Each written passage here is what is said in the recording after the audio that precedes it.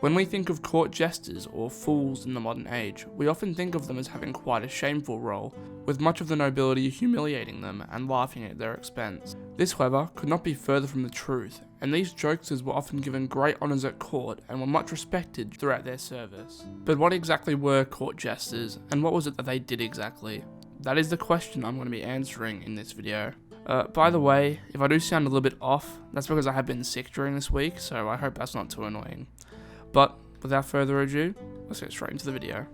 Right off the bat, I feel it is important to note that there were two distinctive major groups of jesters or fools: artificial fools and natural fools. Natural fools consisted of people who were deemed mentally defective or as having a deficiency in their education, experience, or innate capacity for understanding.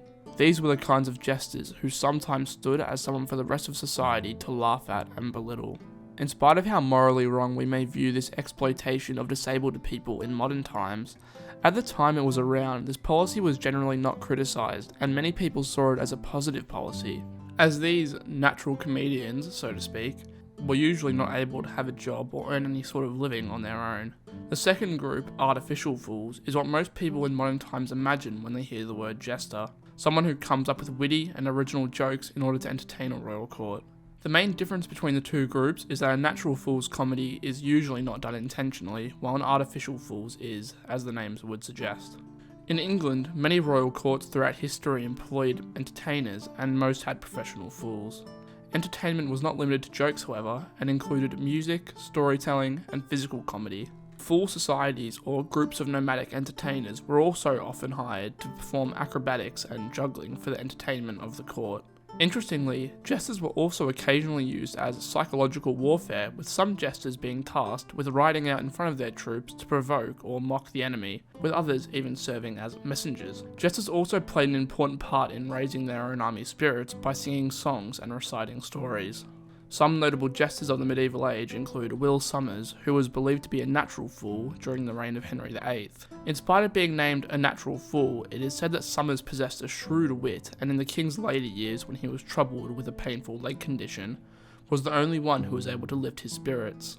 Despite his shrewd wit and seemingly close relationship with the king, Somers does appear to have overstepped the boundaries with some of his jokes on occasion, as in 1535 the king threatened to kill Somers with his own hands after Sir Nicholas Carew dared Somers to call Queen Anne a ribald, or ribald, and the Princess Elizabeth a bastard, which is probably one of the, if not the greatest insult you could levy at a king at the time. This incident brings me to another important fact about a jester's limits at court, being the jester's privilege. Jester's privilege was the ability and right of a jester to talk and mock freely without being punished. As an acknowledgement of this right, the court jester had symbols denoting their status and protection under the law.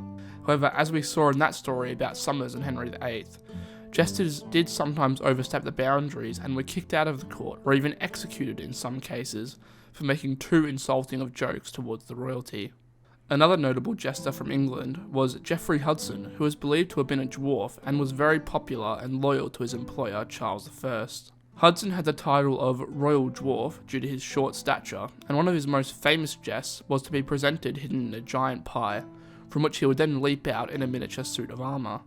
Notable jesters from other nations include Poland's most famous court jester, whose name I will not even attempt to pronounce, whose jokes were usually related to political matters, and who later became a historic symbol for the Poles, as well as Till Eulenspiegel, who was a folkloric hero dating back to medieval times in Germany, just to name a few. Ultimately, the tradition of having court jesters and the idea as a whole would die out in England after the restoration of the monarchy, when Charles II did not reinstate the role. Eventually, the tradition of court jesters would be replaced by theatre and proto-music hall entertainments across the world in the years that followed, ultimately leading to the death of this very misunderstood and fascinating role in the medieval court. Well, I think that's where I'm going to end the video, guys. Just want to say sorry about the delay on the second part of the Wars of the Roses video. I've been a bit sick this week, so I haven't really been doing much, but do hope to have it out at some point next week. But anyways, if you enjoyed this video, don't forget to leave a like, and subscribe if you'd like to see more videos from me. With all that out the way, as always, I hope you guys have a great day, night, wherever you are, and I hope to see you in the next one.